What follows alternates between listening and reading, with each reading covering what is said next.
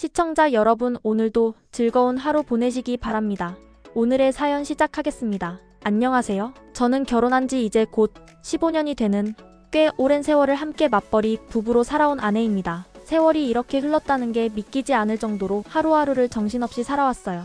저는 소소하게나마 제 사업장을 운영하며 자영업자로 일하고 있고, 남편은 중소기업에 오래 다니고 있는 평범한 직장인입니다. 둘 다 대단한 직책은 아니지만 각자의 자리에서 묵묵히 책임을 다하며 꾸준히 성실하게 살아왔습니다. 그런 우리에게는 세상에서 가장 소중한 두 딸이 있습니다. 아이들을 낳고 키우는 시간들은 그야말로 전쟁 같은 나날이었죠. 특히 둘째 아이를 낳은 이후로는 진짜 눈코 뜰 새 없이 바쁜 날들의 연속이었습니다. 몸은 천근만근인데도 쉴 틈조차 없었고, 병원 진료며 학원 데려다주기며 하루 스케줄이 분 단위로 빼곡했어요. 둘째를 낳은 뒤에는 겨우 2주 정도 산후조리하고 제대로 몸이 회복되기도 전에 다시 일터로 복귀했을 정도입니다. 입주 도우미를 급하게 구해 아이를 맡기고 매일같이 후회와 불안을 안고 가게 문을 열었어요. 아침부터 밤까지 우리 부부의 시간은 아이 돌보기와 생계유지 사이에서 늘 줄다리기처럼 팽팽하게 당겨져 있었습니다. 그렇게 쉼없이 달려온 시간이 벌써 10년이 넘었네요. 그런데 저희 시댁은 유독 가족 간의 정을 무엇보다 중요하게 생각하는 집안입니다. 가족이면 당연히 그래야지라는 말을 자주 들었고, 서로 얼굴 자주 보고 전화 자주 하고 무슨 일이든 같이 해야 한다는 분위기가 강했어요. 며느리인 저에게도 예외는 아니었죠. 처음엔 그런 분위기를 정 많고 따뜻한 집이라고 좋게 생각하려고 했어요. 하지만 시간이 지날수록 그 정이라는 것이 제게는 점점 더 무겁고 버거운 짐처럼 느껴졌습니다. 겉보기엔 화목하고 훈훈해 보일 수 있겠지만 그 정은 철저하게 일방통행이었습니다. 언제나 저만 맞춰야 하는 쪽이었고, 기대에 부응해야 하는 사람이 저였습니다. 그들이 말하는 정이란 결국 제 시간과 감정, 심지어 몸까지도 희생하라는 뜻이었거든요. 정이 많다면서도 상대의 처지를 헤아리거나 배려해주는 모습은 거의 없었고, 오히려 그 정을 핑계로 무리한 요구를 하는 경우가 대부분이었습니다. 감정노동은 물론이고 어떤 상황에서도 며느리는 해야지라는 암묵적인 기대가 늘 따라붙었어요. 아직도 선명하게 기억나는 일이 하나 있습니다. 첫째 아이를 낳고 나서 겨우 한 달쯤 되었을 때였어요. 그때는 밤중 수유를 2-3시간 간격으로 해야 해서 항상 잠이 부족했죠. 몸은 아직도 회복되지 않아 힘들었고 정신도 몽롱했어요. 하루에도 몇 번씩 울고 웃는 상태였는데, 그런 어느 날이었습니다. 아무런 예고도 없이 시댁 식구들이 한꺼번에 우리 집에 들이닥쳤어요. 시아버지, 시어머니, 시할머니, 심지어 작은 어머니까지 전원이 저희 집에 온 겁니다. 남편에게 미리 말이라도 해뒀다면 마음의 준비라도 했을 텐데, 그날은 정말 전혀 예상 못한 방문이었어요. 몸조리 중인 산모에게는 그 자체만으로도 큰 스트레스였습니다. 심지어 저는 그날 머리도 제대로 못 감고 눈 밑은 다크서클이 진하게 내려온 상태였고, 아이가 밤새 보채서 제대로 잠도 못 잔 상태였거든요. 저는 혹시나 점심은 외식하실 줄 알았어요. 가까운 국밥집이라도 가시려나 싶었죠. 그런데 갑자기 시할머니께서 내가 반찬 여러 가지 해왔으니까 그냥 밥해서 먹자고 하시는 겁니다. 그 순간 제 머릿속이 정말 새하얘졌습니다. 겨우겨우 아이 수유 마치고 잠깐 눈 붙이던 참이었는데 식사를 차려야 한다니요? 분위기상 지금은 좀 힘들어요 라는 말조차 꺼내기 어려웠습니다. 어르신들은 당연하다는 듯 이미 자리에 앉으셨고, 남편은 안절부절 못하는 눈치만 봤어요. 결국 저는 반찬을 접시에 하나하나 담고 밥을 안 치고 국을 데우고 물컵에 수저까지 모두 챙겼습니다. 그렇게 힘겹게 점심을 대접하고 나니 싱크대에는 설거지가 수북이 쌓여 있었고, 저는 식사도 제대로 못한 채 다시 뒷정리에 매달려야 했죠. 허리는 끊어질 듯 아프고 다리는 후들거렸습니다. 그런데 더 기가 막힌 건 그 와중에 남편이 도와줄 기색은커녕 부엌 근처를 어슬렁거리며 눈치만 보고 있었다는 거예요. 시할머니는 그런 남편을 보며 얘야, 와서 앉아 쉬어라라고 부르시고, 시아버지는 한술 더 떠서 남자가 부엌에 들어가는 거 아니하라고 하시더라고요. 그 말에 저는 정말 어이가 없었지만 아무 말도 못하고 그저 묵묵히 설거지를 했습니다. 그날 점심을 12시쯤 먹었는데 시댁 어르신들은 식사 후에도 계속 앉아 계시며 과일 먹고 차 마시고 간식 드시고 결국 오후 4시가 넘어서야 집을 나가셨습니다. 몸은 이미 녹초가 됐고 그날 하루는 산모가 아닌 가사도우미로서 보낸 날이었어요. 그런데 그날의 황당함은 여기서 끝이 아니었습니다. 저녁 무렵 시아버지께서 남편에게 전화를 하신 거예요. 저는 옆방에 있었는데 남편이 통화하는 내용이 다 들렸습니다. 시아버지가 뭐라 하셨는지 아세요? 왜 내 할머니한테 저녁 먹고 가시라고 말 안 했냐고 하셨대요. 순간 저는 입을 다물 수 없을 만큼 기가 막혔습니다. 하루 종일 몸이 부서질 정도로 시중을 들고도 부족한가요? 산모에게 도대체 얼마나 더 바라는 건지 그날 저녁 저는 말도 안 되는 현실에 분노와 서러움이 동시에 치밀어 올라서 한참 동안 아무 말 없이 멍하니 앉아있을 수밖에 없었습니다. 둘째 아이를 임신했을 당시 저는 정말 말 그대로 하루하루를 버티는 심정으로 살고 있었습니다. 입덧이 얼마나 심했는지 물 한 모금 넘기는 것도 고역이었고 숨을 쉬는 것조차 힘들던 시기였어요.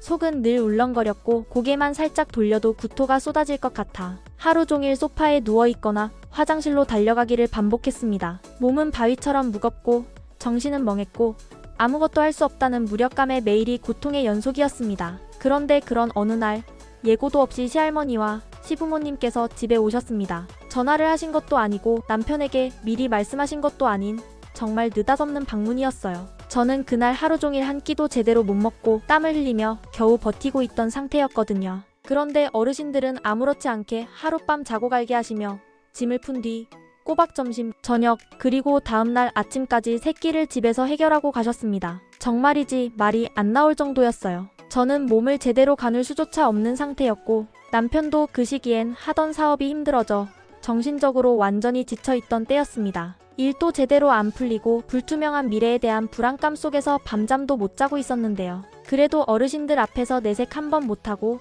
겨우겨우 밥상을 준비했어요. 사실상 혼이 빠진 상태로 식탁 위에 국, 반찬, 밥을 올려놨는데 그 와중에 시아버지께서 하신 말씀은 반찬이 짜다, 입맛에 안 맞는다는 말씀이었습니다. 그 말을 듣는 순간 정말 속이 뒤집히는 줄 알았어요. 헛구역질을 삼키며 간을 맞춘 것도 아니고 그냥 있는 재료에 정성껏 한 끼 마련한 거였는데 그 수고가 너무 가볍게 무시당하는 기분이었습니다. 눈물이 핑 돌았고 괜히 눈 마주치지 않으려고 고개를 푹 숙인 채 억지로 감정을 눌렀습니다. 제 속에서는 이미 울음이 터지고 있었지만 몸도 마음도 지쳐 있었기에 그저 참는 수밖에 없었어요. 사실 그 무렵 저희 상황은 말 그대로 바닥이었습니다. 남편이 몇 년간 운영하던 작은 사업이 예기치 못한 사정으로 갑작스레 무너지면서 폐업하게 되었고 그 뒤로는 생활비조차 빠듯해졌습니다. 신랑은 자존심을 내려놓고 박봉이지만 안정적인 급여가 나오는 중소기업에 재취업을 했고 저는 장사를 시작했죠. 뭐 대단한 장사도 아니었습니다. 하루 매출 몇만 원 가지고 오늘 아이들 간식값은 되나 걱정해야 할 정도였으니까요. 그럼에도 불구하고 우리는 누구보다 열심히 살고 있었습니다. 아이들 먹이고 재우고 일하고 돌아오면 또 설거지에 청소, 내일 도시락 준비까지 말 그대로 하루하루가 고비였죠. 그런 와중에 시댁 어르신들의 말 한마디, 시선 하나에도 상처받는 날이 많았습니다. 예전처럼 자주 왕래하지 못한다고, 며느리 도리를 못한다고 돌려 말하실 때면 속이 너무 상했어요. 아니, 우리가 지금 사치 부리고 편하게 살아서 그러는 게 아니잖아요. 정말 죽지 못해 아이들 굶기지 않으려고 겨우겨우 버티고 있는 상황인데 말이에요. 그런 사정을 모르는 것도 아닐 텐데 왜 굳이 그런 식으로 찌르시는 건지 이해할 수 없었습니다. 더욱이 시아버지께서는 유난히 집안 자랑을 많이 하시는 분이었습니다. 우리 집안은 뼈대 있는 집안이다.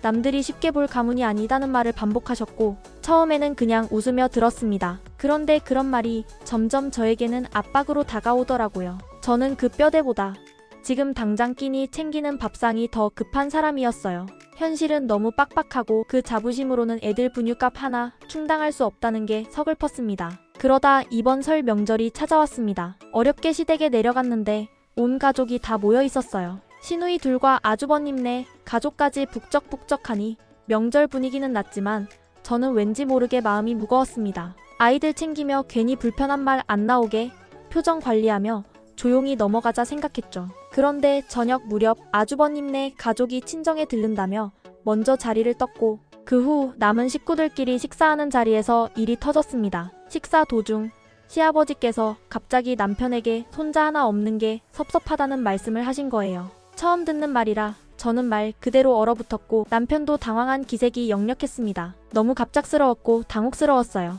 지금까지 그런 언급 한 번도 없으셨는데 왜 하필 지금, 왜 하필 우리에게 그런 말을 꺼내시는 걸까요? 게다가 아주버님네도 딸만 둘인데요. 왜 유독 우리에게만 손자 운운을 하시는 건지 저는 정말 이해가 안 되었습니다. 저는 지금 44이에요. 의학적으로 고령 임산부이고 그 나이에 다시 임신을 생각한다는 건 신체적으로도 정신적으로도 현실적으로도 감당하기 힘든 일입니다. 장사를 하면서도 온종일 서 있고 아이들 하원시키고 밤마다 잠든 아이들 옆에서 새벽까지 장부를 정리하는 삶이에요. 남편도 일하고 돌아와 애들 숙제 봐주고 집안일 돕느라 하루가 어떻게 가는지 모를 정도인데 도대체 이런 상황에서 어떻게 손자를 바란다는 건가요? 그 자리에서 시어머니는 말없이 고개만 숙이고 계셨고 남편은 아이들도 키우기 너무 벅차다며 말을 돌리려 했습니다. 큰 신우는 요즘 같은 세상의 아들이냐 딸이냐 나누는 건 의미 없다며 대화를 가볍게 넘기려 했지만 작은 신우가 끼어들더니 그래도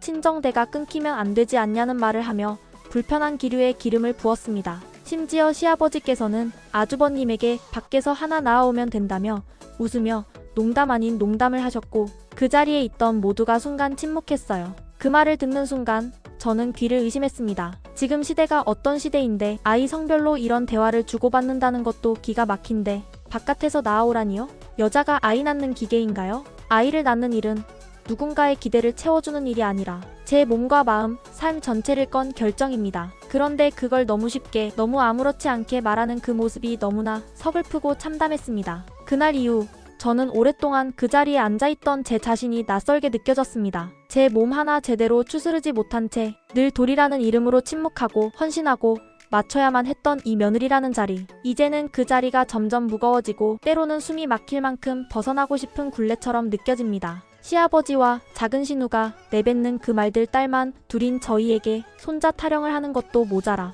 밖에서 나아오면 된다는 한참 시대를 거슬러 올라간 듯한 말까지 서슴지 않고 던지는 그 상황 자체가 저에겐 이미 고역이었습니다. 시대가 어느 땐데 그게 아직도 농담으로 통용된다고 생각하는 그 인식이 놀랍고도 참담했죠. 하지만 그 자리에 앉아있는 저는 또다시 입을 다물 수밖에 없었습니다. 마치 숨만 쉬어도 잘못인 듯한 분위기에서 저는 그저 애써 웃는 얼굴로 감정을 눌렀습니다. 그런데 분위기가 잠시 가라앉은 틈을 타 시어머니께서 저를 조용히 방으로 부르셨습니다. 겉으로는 조심스러운 듯한 말투였지만 저는 이미 심장이 쿵 내려앉는 느낌이 들었어요. 뭔가 말을 꺼내시겠구나 싶은 예감이 있었죠. 시어머니는 살짝 망설이듯 제 눈치를 보시다가 결국 입을 여셨습니다. 내가 마음 상할까 봐 얘기 안 하려고 했는데 그래도 집안대가 끊긴 것 같아서 아쉬워. 너도 알잖니? 그래도 아들은 있어야 하지 않겠니? 그 말을 듣는 순간 숨이 턱 막히고 가슴이 답답해서 당장이라도 눈물이 쏟아질 것 같았습니다.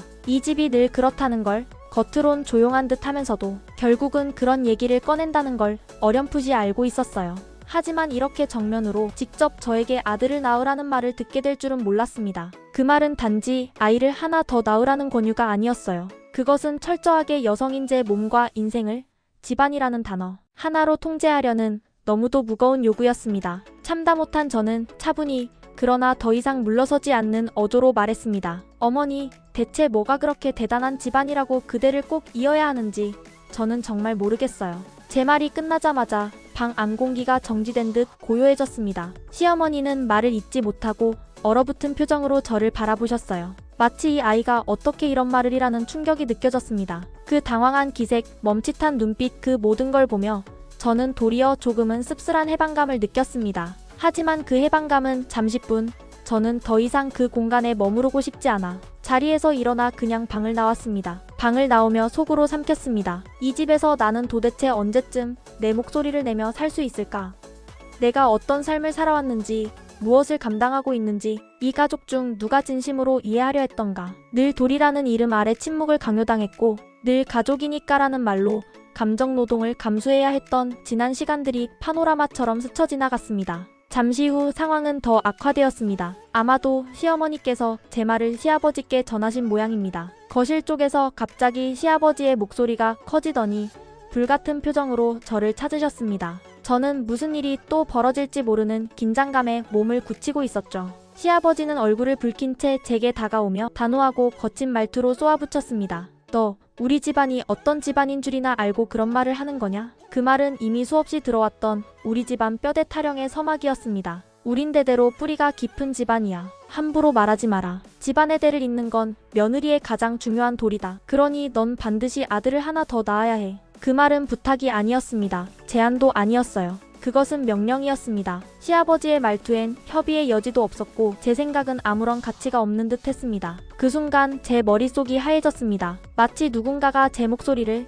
제 존재를 송두리째 무시하고 위에서 누르고 있다는 느낌에 숨이 막혔고 온몸이 얼어붙었습니다. 아들을 낳는 것이 도리라니요. 여성의 몸을, 인생을, 가족을 위한 도구처럼 여기는 그 인식 앞에서 저는 아무 말도 할 수 없었습니다. 차라리 울고 싶었지만 그것마저도 억울해 참았습니다. 제 안에 있던 울분은 고요하게 끓었고 저는 서서히 깨달았습니다. 나는 이 집에서 단 한 번도 나 자신으로 존중받은 적이 없었다는 것을. 제가 숨을 고르고 떨리는 가슴을 진정시키며 겨우 말을 꺼냈습니다. 아버님, 저 이제 40이 훌쩍 넘었습니다. 지금 저희 형편과 제 몸 상태로 또 아이를 낳는다는 건 정말 현실적으로도 신체적으로도 너무나 무리예요. 의학적으로도 고위험 산모에 해당하는 나이고 병원에서도 고령 임신에 따른 위험성을 계속해서 강조하고 있어요.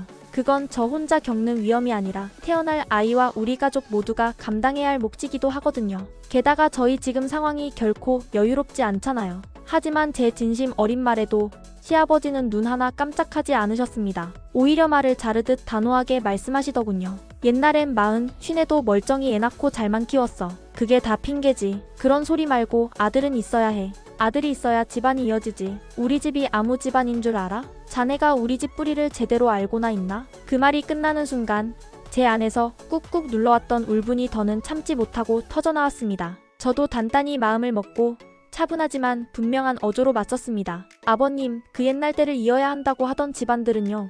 집안일을 도와주는 하인이 있고 육아도 살림도 다 분담이 되어 있었을지 몰라요. 며느리는 그냥 아이만 낳으면 됐던 구조였겠죠. 하지만 저는요, 아버님, 지금 이 시대를 살고 있는 여자입니다. 제가 가게도 운영해야 하고 하루 매출이 얼마인지 계산기 두드리며 하루하루 버텨야 하고 퇴근하면 살림도 하고 아이들 학원 숙제 봐주는 것까지 모두 제 몫이에요. 남편도 지쳐있고 저도 녹초예요. 이런 상황에서 어떻게 무슨 여유로 또 아이를 낳습니까? 말을 이어가는 제 목소리는 점점 떨리고 있었고 억울함과 분노가 동시에 치밀어 눈시울이 붉어졌습니다. 솔직히 전 그렇게 아들이 필요하시다면요.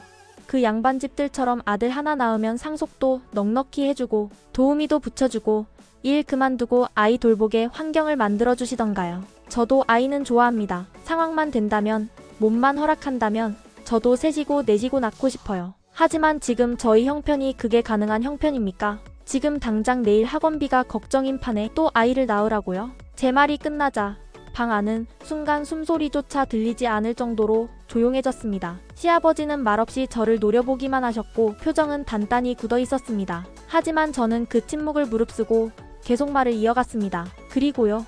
아이를 낳는다고 해도 아들이라는 보장은 없잖아요. 또 딸을 낳으면 또 아이 낳으라고 하실 건가요? 도대체 제가 몇 명까지 낳아야 만족하시겠어요? 아들 나올 때까지 계속 임신하고 출산해야 그때야 겨우 멈추시겠다는 말씀이신가요? 말을 하면서도 제 말투가 너무 격해진 건 아닌지 혹여나 내가 예의 없다고 몰릴까봐 걱정이 들긴 했지만 동시에 이건 누군가는 꼭 말해야 할 문제라고 생각했습니다. 너무 오랫동안 참고 살아왔습니다. 감정을 눌러온 시간이 몇 년, 아니 10년 가까이 되다 보니 더는 참으면 안 된다는 판단이 섰습니다. 이쯤에서 말을 꺼내지 않으면 저는 앞으로도 이 집에서 제 존재 자체를 지워야 할 것만 같았어요. 그래서 마지막으로 조용하지만 단호하게 말했습니다. 요즘 같은 세상에요. 아들이냐 딸이냐 따지는 집은 거의 없습니다. 그런 기준으로 자식을 평가하는 게 얼마나 시대착 오적인 생각인지 아버님도 아셔야 해요. 아들 하나 없다고 집안대가 끊긴다. 저는 그렇게 생각하지 않아요. 진짜 자식은요. 부모님께 잘하고 책임감 있게 사는 자식이에요. 그게 아들이든 딸이든 중요한 건 그 마음이지 성별이 아니잖아요. 그리고 한 박자 쉬고 조심스럽게 덧붙였습니다. 아버님, 어머님, 그리고 여기 계신 모두 아시겠지만요. 지금 아주버님네, 저희 부부, 두 분 신우님까지 다 놓고 봤을 때 제일 멀리 시집간 큰 신우님이 부모님께 제일 자주 연락드리고 명절 때마다 시간 맞춰 찾아뵙고 꼬박꼬박 효도하고 계신 거 다들 알고 계시잖아요. 결국 부모님 곁에 오래 머무는 건 성별이 아니라 마음이라는 거예요. 말을 마치고 나니 제 안에 있던 무언가가 조금은 비워진 느낌이었습니다. 말 한마디에 세상이 바뀌지는 않겠지만 적어도 그날만큼은 저는 제 목소리를 분명히 낼 수 있었습니다. 그랬더니 시아버지는 단 한치의 흔들림도 없이 여전히 단호한 어조로 말씀을 이어가셨습니다. 그래도 우리 집안의 대는 반드시 이어져야 한다. 그게 전통이고 자손된 자의 도리다. 도리가 있는 며느리라면 그걸 외면해선 안 되는 거다. 말씀을 하시는 목소리에는 일말의 망설임도 없었고 오히려 무언가 깊이 믿고 있다는 듯한 확신마저 느껴졌습니다. 그 말에 저는 입술을 꾹 다문 채 고개를 숙였지만 머릿속에서는 수많은 감정이 일고 있었습니다. 억울함, 분노, 어처구니 없은 복잡한 감정이 한꺼번에 뒤엉켜 속이 울렁거릴 지경이었어요. 그리고 속으로 외쳤습니다. 도대체 얼마나 대단한 집안이시기에 이렇게까지 후손 운운하며 집착을 하시는 걸까? 무엇을 지켜야 하는 건데? 사실 시아버지는 평소에도 우리 집은 뼈대 있는 집안이다 라는 말씀을 자주 하셨습니다. 처음에는 그냥 어르신 특유의 자부심이려니 하고 넘겼어요. 나이 드신 분들 중에는 집안의 내력이나 가문을 중요하게 여기는 분들이 많기도 하니까요. 그런데 그날따라 그 말이 정말 코웃음이 나올 정도로 공허하게 느껴졌습니다. 알고 보면 남편의 성씨는 역사적으로도 조선시대 신분 구조에서 평민 혹은 천민 계열로 분류되던 기록조차 희미한 가계에서 유래된 성씨였습니다. 예전 같으면 이름도 제대로 없던 계층이었는데 이제 와서 무슨 대단한 가문 타령인지 어처구니가 없었습니다. 사실 저희 친정은 비교적 근대적인 사고방식을 가진 집안이에요. 여성도 자신의 삶을 선택할 수 있어야 하고 자식의 수나 성별로 인생의 가치를 판단하지 말아야 한다는 교육을 받고 자랐습니다. 그런 저로서는 시아버지의 말씀들이 도저히 이해되지 않았고 무엇보다도 시대와 단절된 요구들이 점점 숨을 막히게 했습니다. 그런데 그 순간 평소 말이 없고 조용하던 남편이 갑자기 자리를 박차고 일어섰습니다. 표정은 굳어 있었고 눈빛은 분노로 차 있었습니다. 아버지, 남편이 무겁게 입을 열었습니다. 제 성씨가 뭔지는 아시잖아요. 우리 성씨 조선시대엔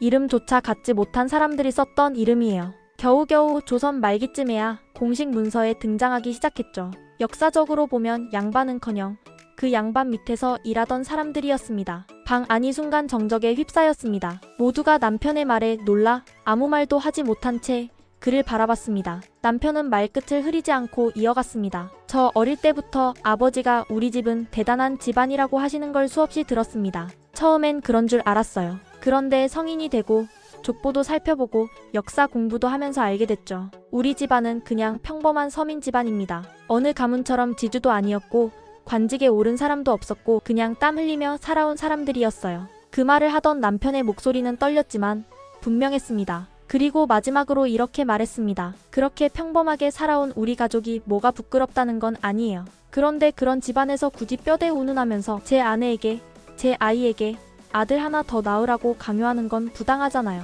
저희가 언제부터 그렇게 거창한 가문이었습니까? 그냥 우리답게 살면 되는 거예요. 현실을 좀 보세요, 아버지. 그 말이 끝나자 시아버지의 얼굴이 붉게 달아오르더니 이내 굳어졌습니다. 그리고 참지 못하겠다는 듯 벌떡 일어나 소리쳤습니다. 뭐라고? 감히 부모 앞에서 그런 막말을 해? 내가 아비를 무시해? 이 집안이 어디 보잘것없다는 거냐? 이 불효자식. 그 뒤를 이어 작은 신우가 소리를 질렀고 시어머니는 얼굴을 감싸며 울먹였습니다. 지금 당장 꺼져. 이 집에 너희 같은 불효자식은 필요 없어. 나가. 소란스러운 분위기 속에서 남편은 조용히 아주 침착하게 아이들을 챙겨 안았습니다. 그리고 짐을 챙기며 말했습니다. 어차피 더 있을 생각 없었어요. 말투는 차분했지만 그 안에는 오랜 갈등과 절망, 그리고 단호한 결심이 묻어 있었습니다. 저 역시 무언가 결별을 받아들이는 듯한 기분이었고 함께 현관문을 나서며 뒤도 돌아보지 않았습니다. 집으로 돌아오는 차 안에서 남편은 한참을 말없이 운전하다가 조용히 한마디 꺼냈습니다. 자식이 쉰이 다 돼가는데 아들 하나 더 낳으라고 말하는 부모가 어디 있어. 진짜 너무하셔. 나 이제 본가에는 다시는 안 갈 거야. 그 말을 들었을 때 저는 마음 한켠이 조금은 후련했고 또 한켠은 너무 씁쓸했습니다. 그동안 누르고 눌렀던 말들이 이제서야 밖으로 나왔다는 안도감도 있었지만 결국 가족이란 이름으로 상처만 남긴 현실이 마음을 아프게 했습니다. 사실 저도 늘 속으로 생각해왔어요. 시아버지가 집안, 뼈대, 대를 잇는다는 말을 할 때마다 성씨 얘기를 꺼내고 싶은 충동을 몇 번이고 눌렀습니다. 하지만 며느리라는 입장에서 차마 그런 말은 못했죠. 그게 가부장제에 훈련된 침묵이라는 걸 이제야 깨닫게 되었지만요. 그런데 오늘 남편이 그 침묵을 깨고 말해줬습니다. 그 말 한마디에 저는 너무 고마웠고 비로소 같은 편이 있다는 위로도 느꼈습니다. 시대는 바뀌었습니다. 이제는 대를 잇는 것보다 존중하고 공감하며 살아가는 것이 더 중요한 시대입니다. 아들이든 딸이든 누가 부모를 더 따뜻하게 보살피고 함께하는지를 보는 것이지 누가 Y염색체를 갖고 있는지가 중요한 시대는 아니잖아요. 그럼에도 여전히 남자, 내, 가문이라는 단어에 집착하시는 시부모님을 보면 저는 한숨이 나옵니다. 지금도 저 집에선 제가 낳은 두 딸은 자식이 아니라 반쪽짜리 손주로만 여겨지는 걸까요? 그런 생각이 들면 참담하고 슬픕니다. 아이들이 자라서 나중에 이런 이야기를 듣게 된다면 저는 부끄럽지 않은 엄마로 남고 싶습니다. 그래서 더더욱 제 아이들에겐 성별이 아닌 사람됨을 보는 부모가 되고 싶습니다. 그나마 참 다행이라고 생각되는 건 제 남편이 그 구시대적 사고방식에서 벗어난 생각 있는 사람이라는 점입니다. 시댁에서 되니 가문이니 하며 한바탕 소란이 있었던 날 밤, 저는 남편에게 조심스럽게 물었습니다. 당신 아버님한테 그렇게 말한 거 결국 자기 성씨 욕하는 거잖아. 그렇게까지 말해도 돼? 그 말엔 사실 제 속에 남아있는 마지막 걱정이 묻어 있었습니다. 어쩌면 남편도 속으로는 아버지의 사고방식에 동의하고 있을까봐, 혹시 나중에 후회할까봐 그런 두려움이 있었거든요. 그런데 남편은 그저 쿨하게 웃으며 이렇게 말하더군요. 난 그런 거 신경 안 써. 나는 아버지처럼 옛날 사람 아니잖아. 내가 성씨 얘기 꺼낸 건 아버지 세대가 중요하게 여기는 것들이 이제는 의미 없다는 걸 꼭 짚고 넘어가고 싶어서였어. 우리 세대는 그런 걸 반복하면 안 되니까. 딸 둘 낳고도 충분히 잘 살 수 있다는 걸 보여주고 싶었어. 그 말을 들었을 때 저는 마음 한구석이 따뜻하게 녹아내리는 걸 느꼈습니다. 늘 조용하고 묻어냈던 남편이지만 속으로는 분명히 시대의 변화를 받아들이고 자기 자리를 지키며 살아가고 있었던 거예요. 그가 던진 단순한 말 한마디가 그날 있었던 모든 갈등을 덮을 만큼 제게는 큰 위로가 되었습니다. 그리고 그런 남편이 내 옆에 있다는 사실이 참 고맙고 다행스럽게 느껴졌습니다. 그러면서 저도 모르게 웃으며 이런 생각이 들더군요. 우리 남편 이렇게 쿨하고 생각도 깊고 두 딸한테도 멋진 아빠인데 만약에 돈까지 잘 벌었으면 진짜 완전체였을 텐데. 물론 지금도 부족하지는 않습니다. 다만 경제적으로 아주 넉넉하진 않기에 때로는 통장 잔고를 보고 한숨 쉬는 날도 있죠. 그래도 그건 어쩌면 사치일지도 모르겠다는 생각이 들어요. 요 몇 년 사이, 특히 2년 전부터는 남편도 제법 철이 들었습니다. 예전 같았으면 집안일은 제 몫이라며 손도 안 대던 사람이었는데 이제는 저보다 먼저 설거지를 하고 아이들 숙제도 봐주고 주말엔 같이 장도 봐요. 무엇보다 제가 힘들어 보이면 말없이 손을 내밀어주는 사람이 되었고요. 이렇게 함께 일구고 있는 우리 집 크지도 않고 반짝이지도 않지만 누구보다 정이 넘치는 공간입니다. 가끔은 시댁의 시대착 오적인 말들에 상처도 받고 현실적인 벽에 부딪혀 지칠 때도 있지만 그럴수록 우리 부부는 더 단단해지는 것 같습니다. 서로를 향해 더 자주 웃고 더 자주 안아주고 더 많이 대화를 하게 되거든요. 그 모든 게 지금 이 소박한 일상의 전부이자 전부 이상입니다. 앞으로도 우리는 우리 방식대로 너무 큰 욕심 부리지 않고 서로를 존중하면서 살아갈 겁니다. 무엇보다 우리 두 딸에게는 세상의 모든 가능성을 열어주고 싶어요. 성별 때문에 비교당하거나 기대를 짊어지는 삶이 아니라 그저 있는 그대로 존중받고 사랑받는 삶을요. 우리 딸들이 앞으로 살아갈 세상에서는 대니 가문이니 하는 말보다 행복, 존중, 자기다움이 더 중요한 가치가 되길 바랍니다. 그걸 우리 부부가 먼저 보여주고 싶어요. 이렇게 부족하고 서툴지만 진심을 다해 써본 제 이야기를 끝까지 읽어주셔서 진심으로 감사합니다. 여러분도 여러분만의 소중한 가족과 각자의 방식으로 행복하시길 바랍니다.